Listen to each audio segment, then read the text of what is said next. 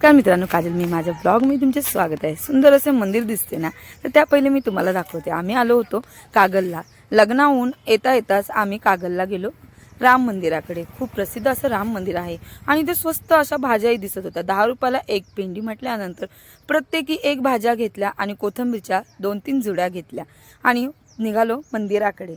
कागल येथील राम मंदिर हे एक प्रसिद्ध धार्मिक ठिकाण असून येथे रामनवमी सारखे सण मोठ्या साजरे होतात। तसेच खूप सुंदर आणि असे फ्रेश फुले आम्हाला दिसले। मग आम्ही घरी घेऊन जाण्यासाठी तिथून फुले घेतले। जाताना मस्त असा रस्ताही आहे, चारी बाजूला मस्त दुकाने मंडई आहे आणि तिथूनच आपल्याला आतमध्ये एंट्री करायची आहे। श्री राम मंदिर देवस्थान असे तिथे लिहिले आहे। तिथे बाजूला चप्पल स्टँड आहे। चप्पल वगैरे काढून आम्ही वरती निघालो। काही पायऱ्या चढूनच आपल्याला सुंदर असे मंदिर दिसते। मंदिराला बघून आणि मंदिराचे आकर्षण लवकरच आपल्याला होते, कारण हे मंदिर पूर्ण मार्बल तयार केलेले आहे।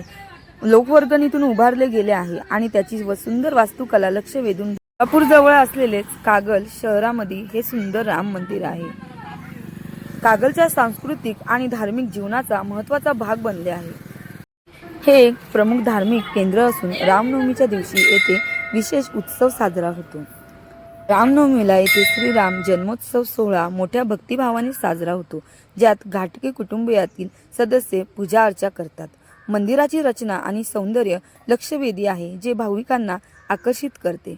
रामाची मूर्ती बघितलीच असेल, तसेच इथे आपल्याला महालक्ष्मीची सुंदर अशी मूर्ती बघायला मिळते। थोडक्यात कागल राम मंदिर हे कागल परिसरातील एक सुशोभित आणि ऐतिहासिक दृष्ट्या महत्त्वाचे मंदिर आहे, जेथे स्थानिक लोक मोठ्या श्रद्धेने धार्मिक कार्यक्रमामध्ये भाग घेतात। अयोध्येतील राम मंदिराच्या प्राणप्रतिष्ठापना सोहळ्याच्या निमित्ताने कागलमधील या मंदिराची खूप चर्चा झाली आणि येथे रामनवमीचा उत्सव मोठ्या थाटामाटात साजरा केला जातो। चला तर राम भक्त असाल तर नक्की चॅनलला सबस्क्राईब करा आणि हो, कमेंटमध्ये जय श्रीराम लिहायला विसरू नका।